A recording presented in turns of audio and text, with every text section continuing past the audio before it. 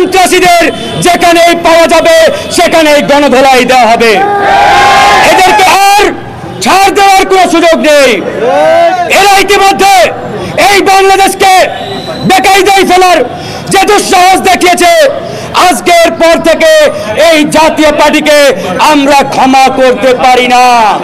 তাই শুধু রংপুর নয়, বরিশাল নয়, ঢাকা নয়, টেকনাফ থেকে তেতুলিয়া, সারা বাংলাদেশের প্রত্যেকটি জায়গায় এই আওয়ামী দোসর জাতীয় পার্টিকে আজকে থেকে দেখা মাত্রই গণধোলাই দিয়ে আইনের হাতে তুলে দেবেন। যে যে অভিযোগে আওয়ামী লীগকে নিষিদ্ধ করা হয়েছে, সেই অভিযোগে আওয়ামী লীগের অন্যতম দোসর জাতীয় পার্টিও সবচাইতে বড় কালপ্রিট। কিন্তু অত্যন্ত দুঃখের বিষয়, পরিতাপের বিষয় যে গণহত্যা, গুম, খুন, ক্রসফায়ার এবং অর্থ পাচারের অভিযোগে আওয়ামী লীগকে এই বাংলার মাটি থেকে আমরা নিষিদ্ধ করেছি, ঠিক একই অভিযোগে জাতীয় পার্টিও অভিযুক্ত হওয়ার পরেও এই জাতীয় পার্টিকে এই সরকার আজকে নিষিদ্ধ করছে না।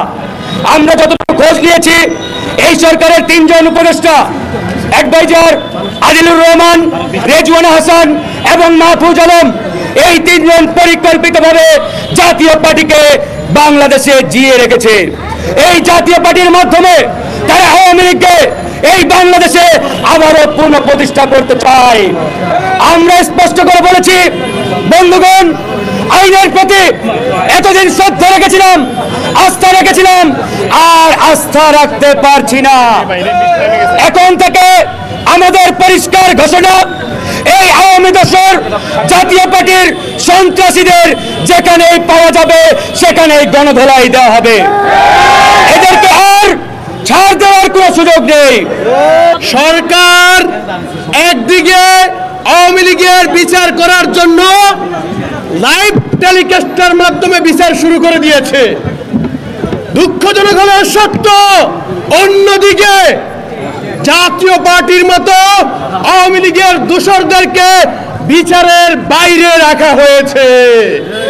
সংগ্রামী সাথী বন্ধুগণ, আজকে আদালত যখন আওয়ামী লীগের বিচার করছে, তখন তৃণমূলের আওয়ামী লীগের নেতারা অর্থাৎ ইউনিয়নের চেয়ারম্যান মেম্বাররা কিন্তু এখনো গদিতে বসে আছে।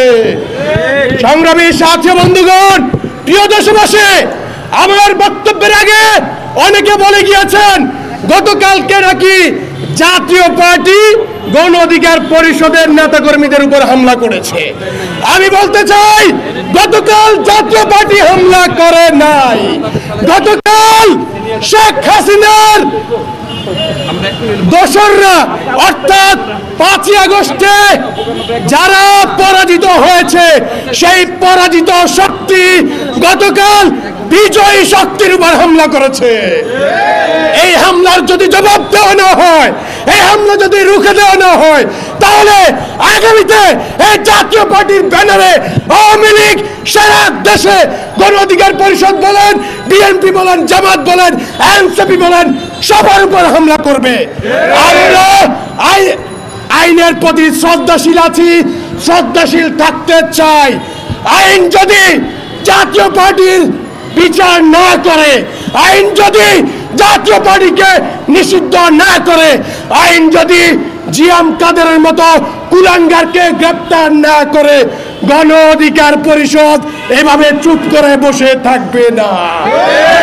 আমরা আমাদের সভাপতি সেক্রেটারিকে বলতে চাই, একটি নির্দিষ্ট সময় বেঁধে দেন। এই নির্দিষ্ট সময়ের মধ্যে যদি জাতীয় পার্টির বিচার না করা হয়, এই নির্দিষ্ট সময়ের মধ্যে যদি হামলাকারীদের গ্রেপ্তার করে না হয়, এই নির্দিষ্ট সময়ের মধ্যে যদি জিয়াম কাদেরকে গ্রেপ্তার না করা হয়, তাহলে গণ অধিকার পরিষদ আইন হাতে তুলে নেবে ইনশাআল্লাহ। ধন্যবাদ।